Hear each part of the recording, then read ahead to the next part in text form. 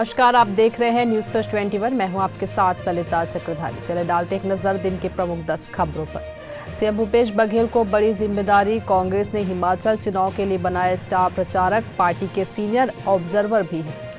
पटना के दीघा में हादसा, नाव पर सवार थे 21 लोग, 25 को किया रेस्क्यू। आंध्र प्रदेश के विजयवाड़ा में पटाखों के स्टॉल में लगी आग, 2 लोगों की हुई मौत। उत्तर प्रदेश के फतेहपुर के रंवा स्टेशन के पास मालगाड़ी के डिब्बे पटरी से उतरे।